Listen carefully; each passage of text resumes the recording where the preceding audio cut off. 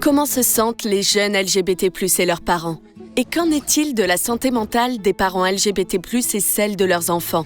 En tant que chercheuses et chercheurs de Nîmes Université, nous avons tenté de répondre à ces questions à travers le projet de recherche Hope LGBT+. Nos résultats sont présentés dans 3 livrets gratuits et accessibles à tous pour informer, soutenir et promouvoir l'inclusion. Intéressons-nous à la santé psychologique des parents de jeunes appartenant à la communauté LGBT+. D'après nos recherches, certains parents pourraient ressentir de la détresse face à la découverte de l'identité de genre ou de l'orientation sexuelle de leur enfant. C'est une étape qui peut susciter des inquiétudes, tant pour le jeune que pour le parent, comme par exemple la crainte de subir des critiques de la part de son entourage. Ce sont les fameux « qu'en dira-t-on ». Parfois même, ces déséquilibres amènent à des comportements de rejet. Laissons le temps au temps. Accepter l'identité de son enfant peut être un processus plus ou moins long pour certains parents.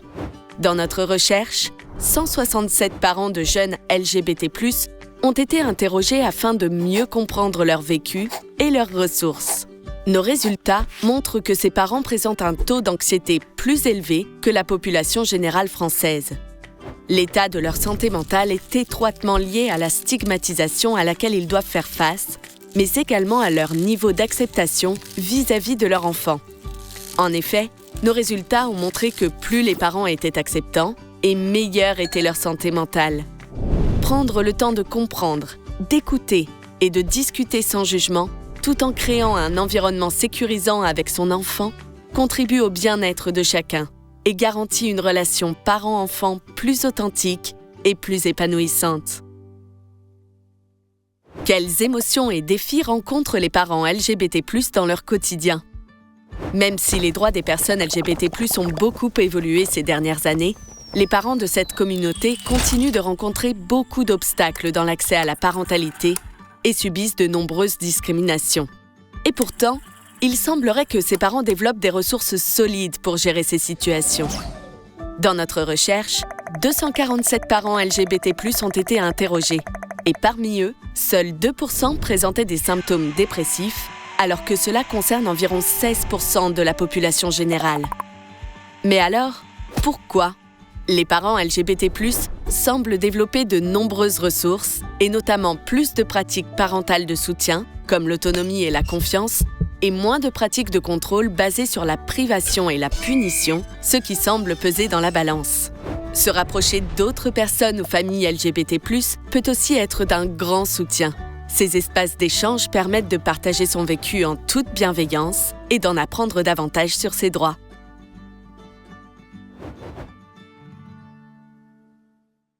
Comment les enfants grandissent-ils au sein d'une famille LGBT+?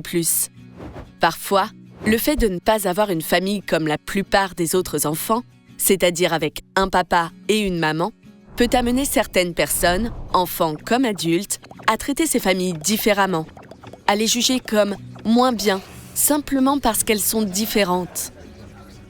On appelle cela la stigmatisation. Elle peut se manifester de différentes manières. Parfois, certains enfants peuvent adopter des comportements de rejet, voire de violence, envers d'autres enfants. Dégage! Je veux pas devenir homo comme toi! J'ai été rejetée par un autre enfant à la récré parce qu'il avait peur de devenir homo. Dans d'autres situations, le rejet peut se manifester de manière plus subtile ou à travers des paroles et des comportements qui excluent. Pourquoi tu ne m'as pas invitée à ton anniversaire? Parce que ta famille est trop bizarre et mes parents veulent pas que tu viennes à la maison. Ce sont ces parents qui sont bizarres de refuser que je vienne chez eux alors qu'ils me connaissent pas. C'est qu'ils ne doivent vraiment pas comprendre ma famille.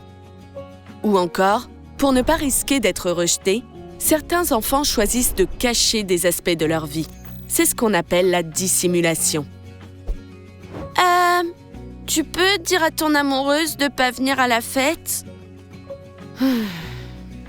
Face à ces situations, l'écoute et le dialogue restent essentiels pour aider les enfants à se sentir compris et soutenus. Ce qui est malgré tout rassurant, c'est que de nombreuses recherches montrent que ces enfants développent souvent une grande ouverture d'esprit, une meilleure acceptation de la diversité et une profonde empathie envers les autres. L'étude Hope LGBT+, offre un éclairage unique sur la santé psychologique des familles LGBT+. Merci à l'ensemble des familles ayant répondu à cette étude, ainsi qu'aux chercheuses et chercheurs de Nîmes Université pour l'avoir rendue possible. Pour aller plus loin et découvrir l'ensemble des résultats de l'étude Hope LGBT+, rendez-vous sur le site hope-lgbt.unime.fr.